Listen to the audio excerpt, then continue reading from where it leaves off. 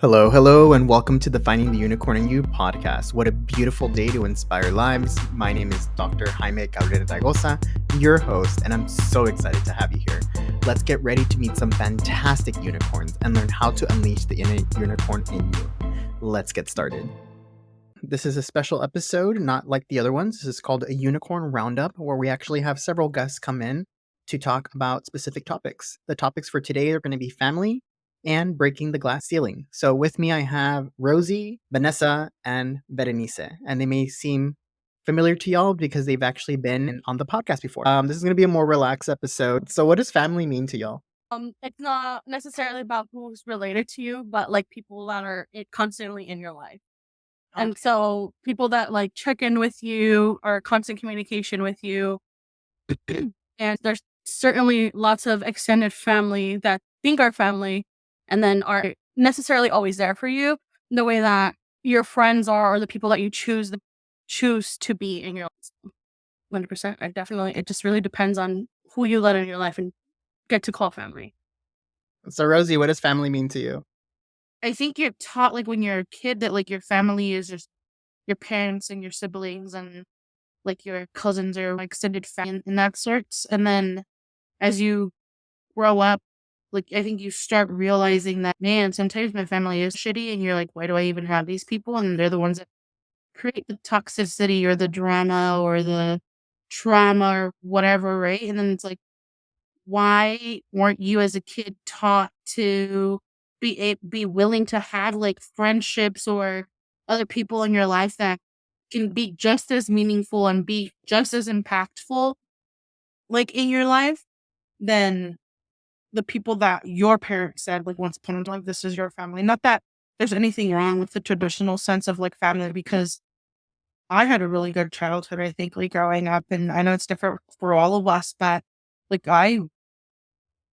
when I imagine, one day I'll have kids and get married, I just continue to think, oh, all my cousins are going to be in my kid's life and we're going to continue to be this close and continue to have the same bond and relationship. But as you get older and things change, it makes you sad a little bit that you don't have that anymore, at least for me.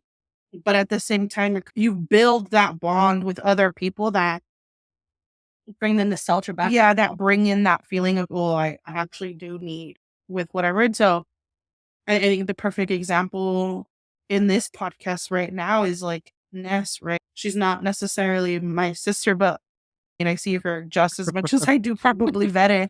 And like I'm excited for her now that she's married and having a baby, moving on with her like next stage of life. And I'm over here, I'm gonna be the Tia of this kid. Like, I'm not even related to her, but I'm definitely gonna be there for all its milestones and everything.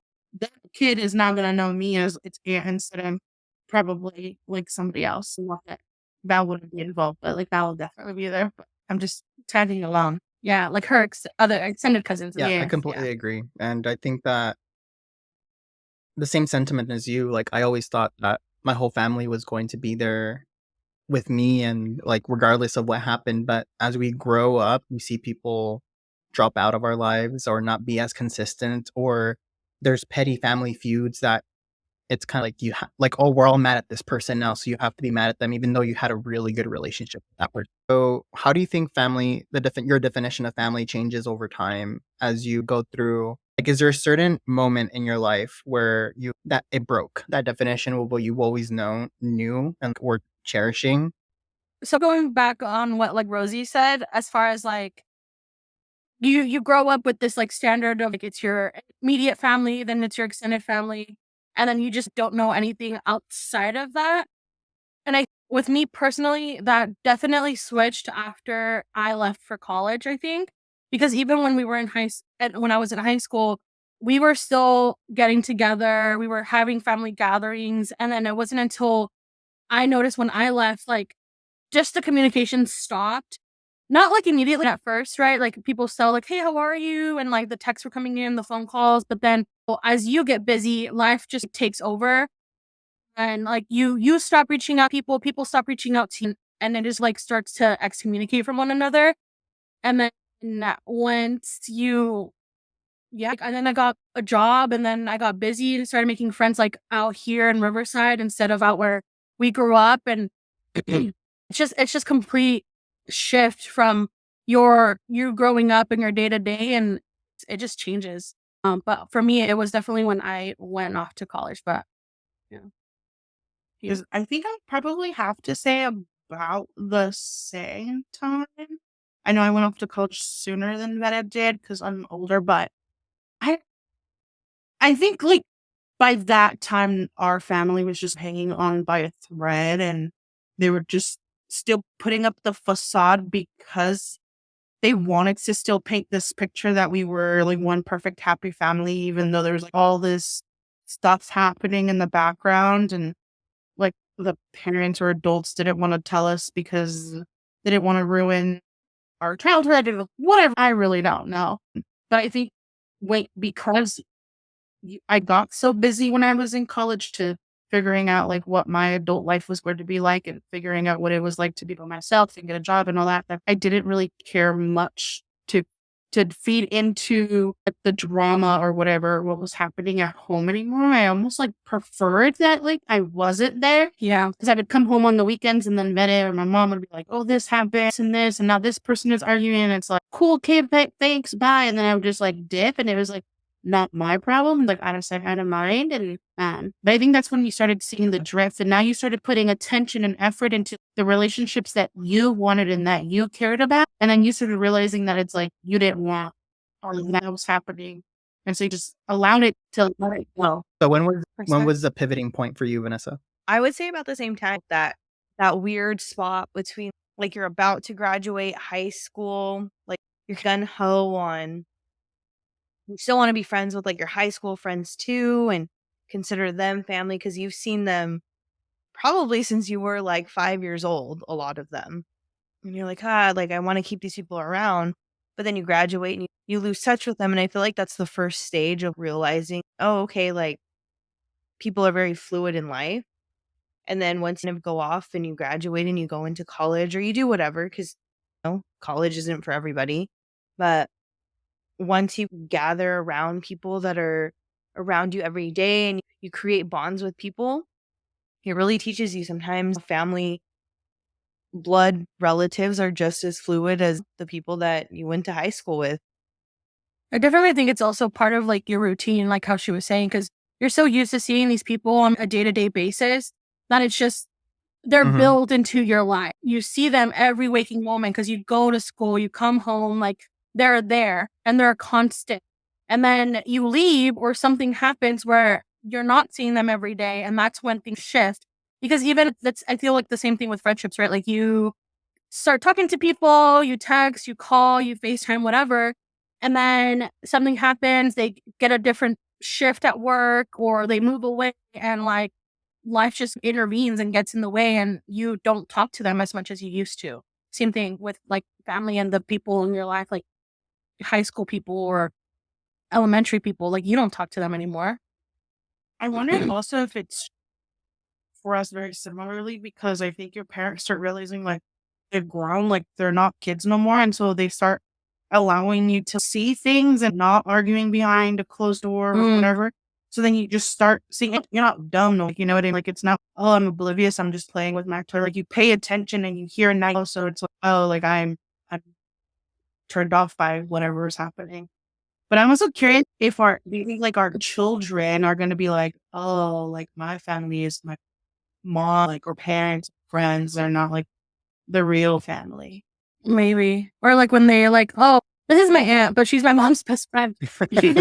Yeah. Yeah. It's like she's just some crackhead that she decided to become friends with. You just adopted her in her life. Oh, she's here. Doesn't leave. Or maybe they'll have animals. And then we'll be like, oh, I can't have close friends because like my mom's best friend was supposed to be my aunt and she's an asshole. And like now I'm going to only stick with my real sibling. So it's a possibility. I do think that it's the same same thing that y'all were saying where I thought like I was gonna grow up with all of my same cousins and everything, and it's just you guys pretty much out of my immediate family. And even with my sister, she went to Washington, so my reality changed. She's not gonna be here like to grow up with everybody else. So it's like I'm not gonna be able to see my niece grow up because she's not here. So it's just even like the way I thought things were gonna go isn't the way it's going. So I do think that our kids I don't think it's going to be a problem for them to get along with our families, but I think the questions might be like, who are my other cousins? Who are this and who are that? Especially when they pop in and out. I think those questions will definitely And come up. especially when one family is probably like a lot more involved than the other. I feel like that's where it comes into play too, because I grew up a lot more attached to my dad's side of the family than I did with my mom's side of the family. And I feel like that does also play a big role. Being curious when you get older and making decisions on whether, you do the side that you talk to or you don't like the side that you don't talk to. Yeah. Because that plays a big role too in figuring all that out, do you- maneuvering your way through life. I think for us too, because like we grew up with our mom's side of the family and not necessarily seeing all of our dads, especially because our dad's family side of the family was like split in a bunch of different areas. Like a bunch of them were in Mexico, some were out in Arizona. We have a lot of family out in Chicago. So we hardly ever saw these people. And for the majority of like our childhood, we never saw more than just like my Uncle Peter and like his kids. And we didn't really get along with them. So we're like, we don't want anything to do with his side of the family because we don't get along with them, so we might not get along with anybody, right? And it wasn't until when did we go to Chicago? 2016, 2017, we went out to go visit more extended family on our dad's side that I think I also started realizing like, oh, these people are not bad. Like they're really nice, super welcoming, and like I talk to them all the time now and started building a relationship with them. And when they like I actually get really excited to see them because like they're so far away that we don't get to see each other very often, but it's a different type of relationship because you're still feeding that, building that relationship with them versus people that are like right next door and they don't even talk to me anymore. Yeah, I agree. Yeah. And do you all think that this is because like a Hispanic thing, or do you think that this applies to like other culture? If we were to be white, let's say, do you think we would have the same type of like norms that we have I don't now? even know because I'm married now and John's white, but he's an only child, and so I don't even know. Like I know he doesn't have anything there like for him to compare things to, and so I know when he started coming around here, it was a little bit like overwhelming for him because he was like, "Oh my goodness, like how do you argue with Betty, like all the time?" And then 5 minutes later, Betty and I are just like fine. But it's like we do that all the time, and that's how you just get used to your siblings. And so John was like almost traumatized because he's like, how do you argue? Like you can't be doing that. And he would get upset with me because I go at it with Betty. It's like, bro, like that's just how it is. Like you bicker with children, and or he would see like how competitive we would all be with each other about trying to get like my mom's attention or just being better or whatever. And he's like, what?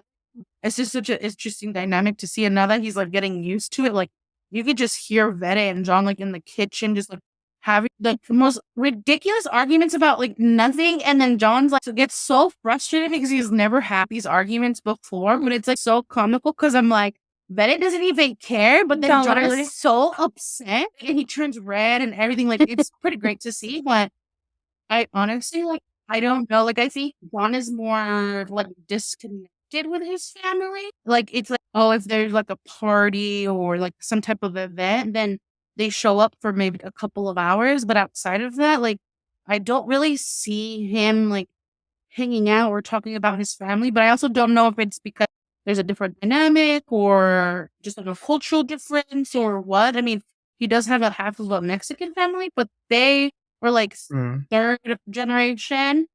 And so like compared to us, we're like first generation. And so the dynamic is so different. Like everyone in his house speaks English and there's more of a Chicano root than like through Mexican. And so the dynamic is so different at his house. And I know, Ness, your husband's not Hispanic. Do you feel like it's the same or different? I feel like they actually coexist within each other. There are certain things that he'll tell me about like his family and the way that they handle things. I'm like, oh, yep, that sounds pretty Mexican to me. And he'll tell me the same thing. I'll vent or complain and things like that. But yeah, it's the same with my family. I'm like, oh, okay, so he's Indian and I'm Mexican, American. And, growing up here in America, that does change like your perspective on things a little bit more. But we definitely have like very similar like childhood memories, especially when it comes to like families or arguments and stuff like that. So in reality, I feel like when you have a large family, regardless of what cultural background you come from, I do believe that they do somehow like cross over. Like you're gonna have a similarity with somebody when only when it comes to like large families. Like even if like I come from a household with 2 siblings, and yeah, my household was a family of 4. It wasn't very large, but I had so many cousins and aunts and uncles, and I only had one grandparent primarily my whole life, but still just the fact that I had all these family members that I can turn to and hang out with and stuff, and we can argue and, spread chisme about each other because that's just what happens. And I'm pretty sure that that happens in white families, Asian families, Black families, anybody with a large family base, it's gonna be the Yeah, same. and I don't have any other. Me and Beta are the only ones that are single here. We don't have another spouse paired to, but I just for my friends that I see that are not Hispanic, I do see the differentials on how they do things. And I would think, oh yeah, my mom used to wash my mouth when I used to say a bad word with soap, and then everybody would be like, that's not normal. But that's what we did, or they'll put sabila in our mouth or chile just when we were doing bad things, and they're like, that's not something that is normal. And I was like, oh, I guess it's just Hispanic. Yeah. Just your mom, because my mom never did that shit to me. Yeah, that Yeah. happened to me. My My mom tried that. My mom tried that with the Mm. pacifier because I was that kid that had it till I was like 100. So So how old are you now? 200? hey, look, It's 227. we don't have to talk about age here. Even though I'm the youngest one here, just saying, guys.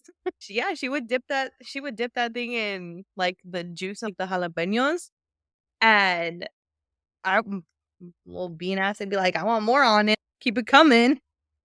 She's like, that shit make That's why she's so spicy now. Yeah. Didn't deter me at all. She said, this is real good. Sweet. But since we are on the topic of like different different ethnicities and whatnot, I did want to bring in the topic about glass ceiling. So being like, I can't speak on this topic, so this is on 3 of y'all. Being a woman, do you think it was difficult or different than your male counterparts to get into the jobs that you're in now, or just getting through life in general? Do you feel like you had to be different or try harder than your male counterparts? I Yeah, feel like honey, Rosie would be the best to go first because she's the most successful. And it's not even the most successful. I just think that there is more of a competitive dynamic in her field Yeah, than in there her is field. in mine or even Nessa's field, because I Yeah. work in like higher ed, and it's very female dominated, or yeah, so in my field. So all I see are women every single day, and it's very rare that we have male counterparts doing our job. So I think it's a little bit different on my side. So I can't really say, oh yeah, it was so hard to get into this role, because there really wasn't a lot of competitiveness from a male counterpart on my end. Yeah, there are people that are a little bit higher than me, in a director position that are males, but it's not necessarily because like they got there because like they're a man and they escalated to that point. But yeah, I think I would have to say that I've been very blessed to not have to be challenged by breaking through like the glass ceiling, as they call it, or to have to go through like a lot of dynamics. So like the environment that I work in, it is very dominated by male. It's just like a male.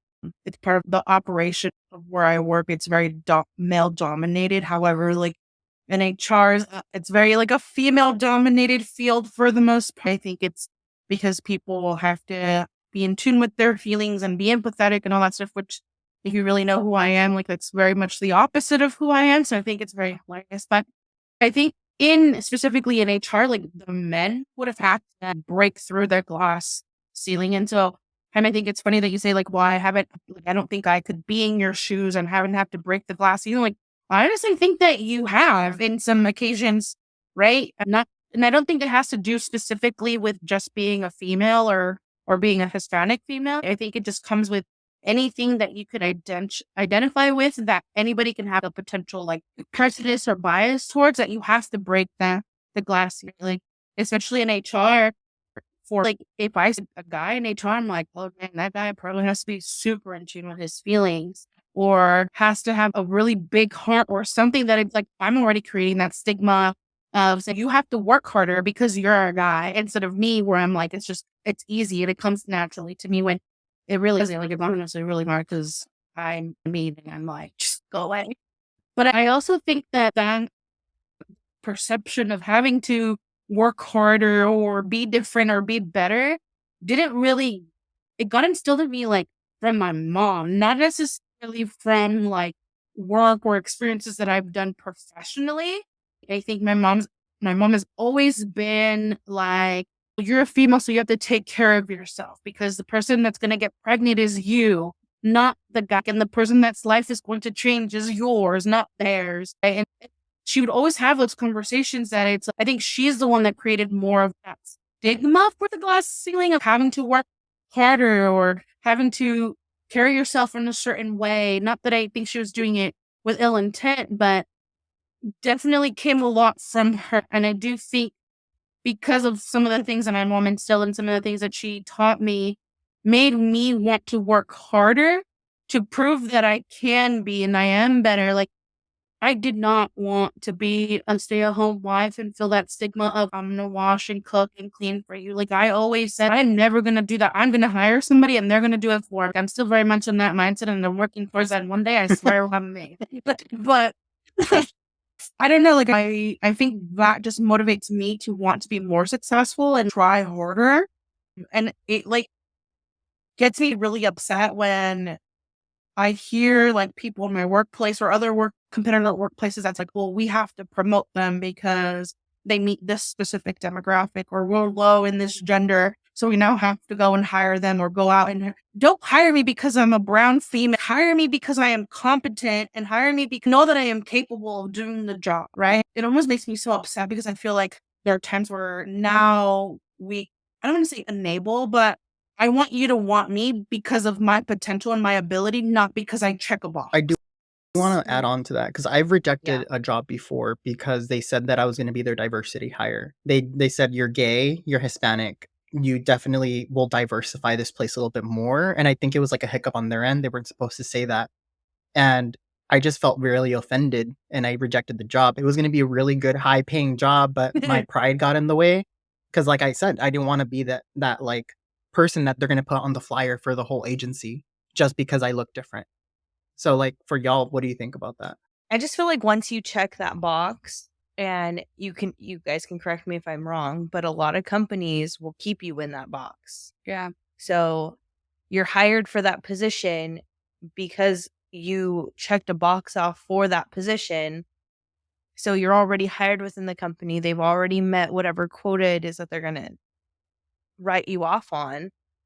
And now it's time to promote or time to switch roles and whatever it is, but you're stuck in that box that you've already checked.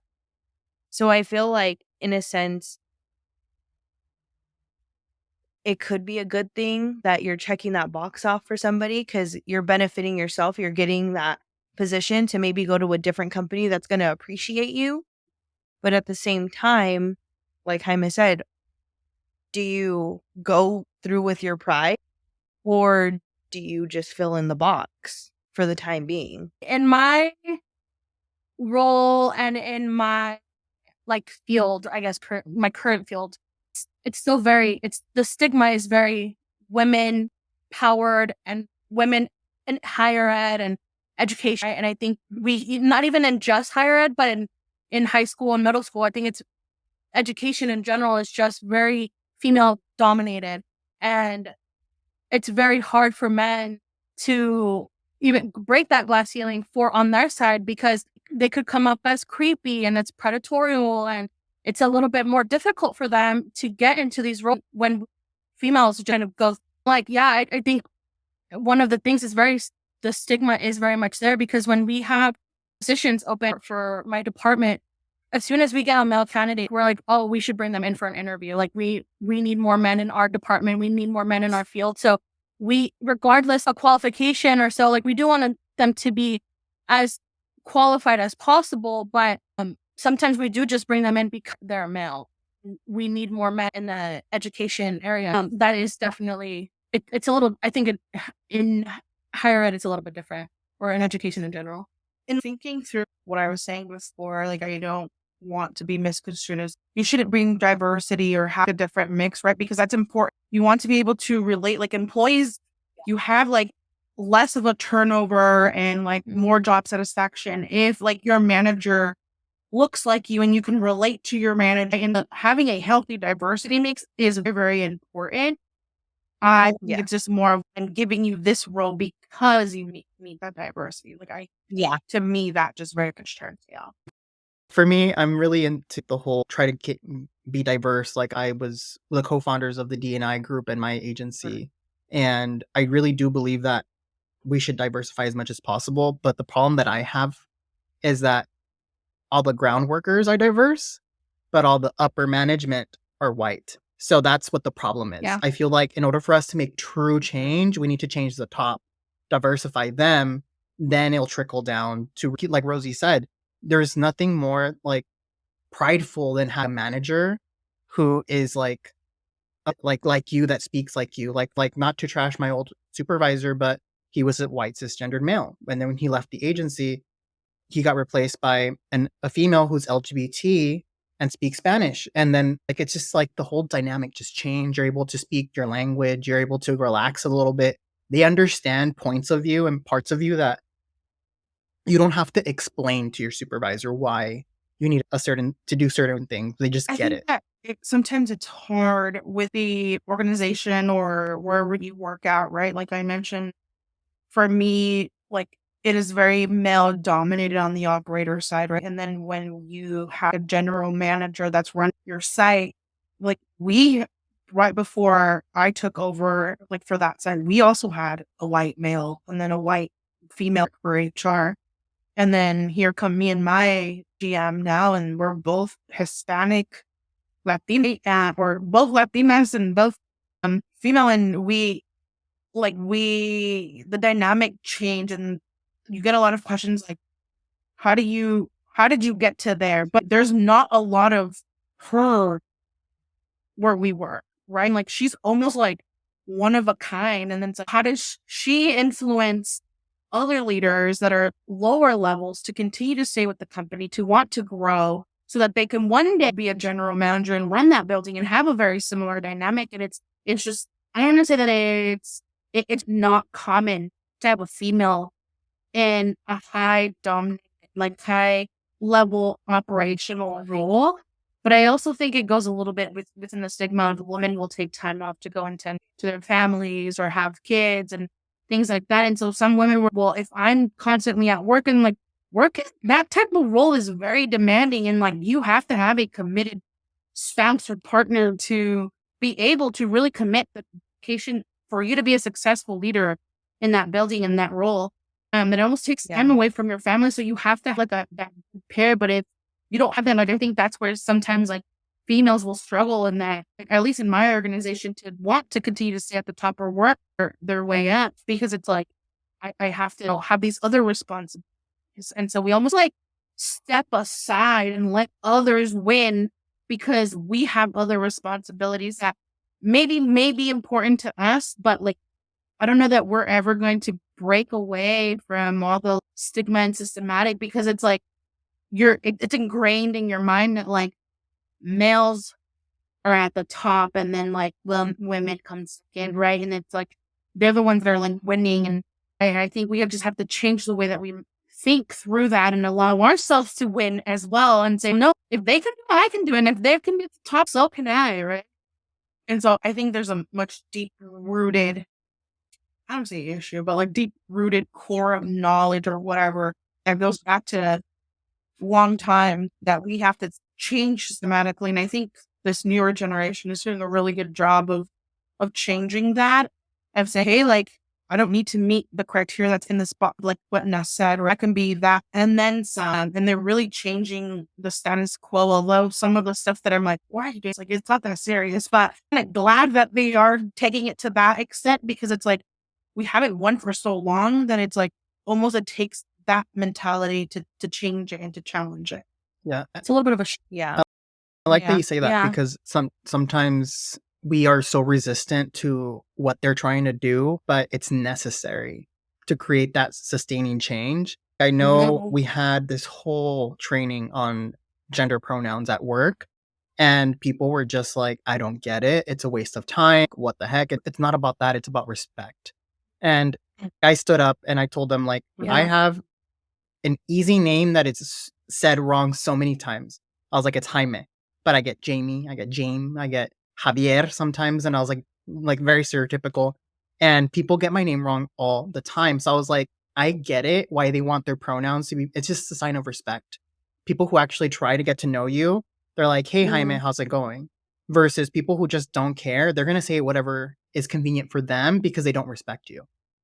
That little microaggression Yeah. goes a long way because then you get ingrained. They just don't care about me. Why should I I think care? it's even true for myself because my name in itself is very difficult, and people mispronounce it all the time. And I think it means a little extra special when people go out of their way and they're like, "Oh," I'm like, "Oh, my name's Verenice," and they're like, "Oh, really?" And I'm like, "Actually, it's pronounced Verenice, but it's you can say it Verenice or you can just call me Vere because I know that it's hard." And then they're like, "No," that they make the effort to call me Verenice, and then when I meet with them again, they're like, "Oh," and then they say it correctly. I'm like, "You're a top-notch person. Thank you so much," because that just means a lot. So the last question that I kind of want to wrap everything with is, what do you think we can do to build a more equitable and more fair community, like at our work, in our personal lives, just the people, so that we can do our I think we part? have to take a page out of the Gen Zers, like be almost unapologetically sorry. Like they just move with a force and they don't even care if they offend you. They're just saying that's wrong and it's wrong and you need to change it and you need to get it right. And they don't even care if your feelings are hurt or if you're like, I can. They're like, well, you need to figure it right. It kind of goes back to like your name. Like we allowed and we created shortcuts for people to say it's okay for you to call me Vere or Verenice. We created that instead of saying, no, my name is Verenice and you need to try a little harder. And so Yeah. just be, I think we need to help them continue to push the force and be not so reluctant to the change and say, and almost welcome it and say, hey, you're probably right. I didn't think about it like that. How do I become better? Yeah. That's true. And I think it's also educating yourself and unlearning a lot of the things that you grew up and, oh, this is what I know. And then although it's difficult to accept and doesn't make sense to you in the time being, like things change all the time. And we don't live in a perfect world. So change is bound to happen regardless, but educating yourself and learning, accepting that you are wrong and taking ownership that, yeah, I was incorrect and I do apologize, but let me fix it. I think that's really and says a lot about you as a person rather than just letting shit slide and going unnoticed because you just don't want to deal with it or don't want to go with the repercussions of what that's going to look like for you. Yeah. Yeah. To piggyback off of that, I definitely do think that we do need to be a little bit more graceful with forgiving people because you do grow and you do evolve.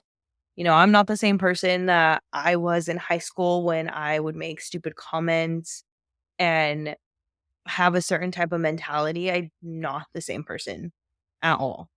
And I feel like that goes for a lot of people. Like with the whole thing with like cancel culture that was like brought onto us, we're very quick to react. And I get it if it's being said as a now thing and it's come on, we're a little bit more aware of what should and should not be said, but people will dig things out of the woodworks that were said 10 plus years ago or done 10 plus years ago. And how do you, yeah, people learn from their past and they probably already knew like how they were. And now they've made the conscious decision to change, whether it was as a celebrity or whatever, when they come out publicly and apologize for something that somebody dug up on and you we're not giving them the chance to Correct themselves. to see who they are now. And instead, we're just, nope, they're done. They said a homophobic comment or racist comment, but in all reality, with the generation that we grew up with as our parents, that's who we were, just like them. We made the same comments. We did everything the same as them. I think we all try to do the best we can based on the knowledge we have at that moment. And we shouldn't be like, yeah, I think we do need some accountability, but at the same time, we need to, like you said, have some grace. But the people that I have zero tolerance for are the people who double down. And they're the one, like if they double down, like if there's some like a genuine, like I'm sorry, genuinely did not mean that. Okay, let's be a little bit grace. Let's have some grace for them. But if they're doubling down and just being an asshole, oh yeah, because you can tell the people who are genuine from the people who aren't. Yeah, 100%. I think again, it just goes back to the willingness, like wanting to try and wanting to like be better, not just for yourself, but for those around. And it was a different time growing up for us. I think the wordage or the verbiage that we used to use, it was just so common that it's like wasn't a second thought. Like it would just come out of your mouth because that was the slang and that was what we said to our friends just to like mess around. And now it's very much not that way because people get educated and people know and you learn the history behind certain things and things mean differently, right? Like certain words mean different things. So I think it's just like the conscious effort of making it to where you're not like, how am I trying to say this? Like not trying to be rude and disrespectful, but if you genuinely are just like saying a word and someone just like, hey, don't say that because that's not okay. Like people at work say shit all the time. And I'm like, ooh, you shouldn't say that because that's not right. Or maybe we should come back to this because you just said a really asshole comment and we need to fix this. And they're like, well, I'm just saying because I'm just messing around. Like, I get it. You're messing around, but sometimes that's not okay, especially when you're saying to around a lot of people and a lot of people are uncomfortable and nobody else is saying anything. Like we need to stop. I completely agree. But I do know that we've went around a little bit past time. So I just want to say thank you, ladies, for being on here and for sharing all your tidbits. So thank you, everyone, for being on, and we'll catch up soon. Love you guys. Okay. Thank you for listening to the Finding the Unicorn in You podcast. I truly appreciate you listening, and I hope you enjoyed this episode and gained valuable insights. If you like what you heard, please subscribe to our podcast and leave us a review on your favorite platform. Keep listening, keep learning, and keep growing. Until next time, this is Dr. Jaime Raygoza signing off.